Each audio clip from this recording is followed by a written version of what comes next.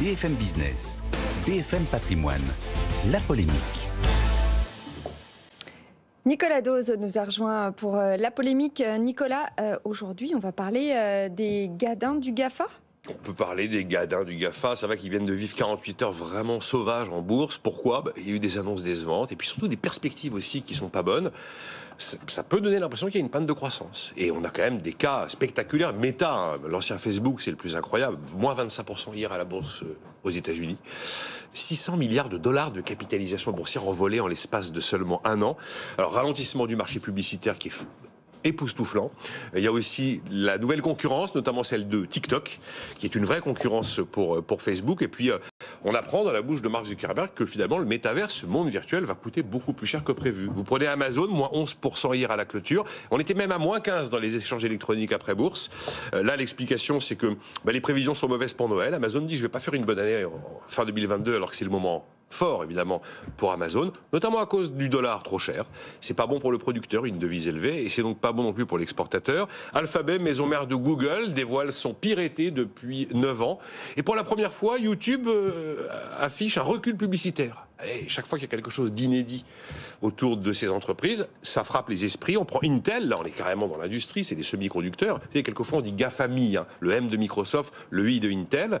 Et bien là, c'est grosse révision à la baisse des perspectives 2022, gros plan d'économie en 2023, y compris les années suivantes.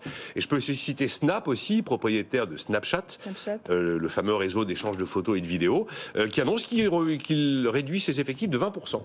Y compris dans son entité française, Zenly, qui a été racheté en 2017. Ça fait beaucoup cumuler en très très peu de temps quand même comme mauvaise nouvelle et des nouvelles de poids tout de même.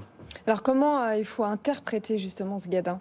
Clairement, ralentissement de l'activité. Il n'y a aucun doute là-dessus. Quand vous avez l'activité qui ralentit, l'inflation qui remonte beaucoup plus que prévu et sans doute plus longtemps que prévu, les taux qui remontent, la fin de l'argent gratuit. Quand l'argent était gratuit et qu'il y avait une survalorisation des actifs, notamment les actifs actions en faisaient partie, il n'y avait pas que l'immobilier.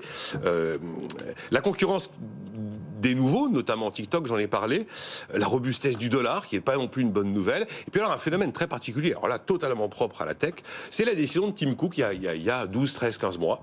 Tim Cook dit, écoutez, désormais, tous ceux qui passent par mon système iOS, vous devrez demander à vos utilisateurs s'ils acceptent qu'on utilise leurs données personnelles à des fins publicitaires. Vous savez, quand vous allez sur un site, pour le RGPD, on vous dit accepter les cookies, vous dites oui, sinon le site s'ouvre pas.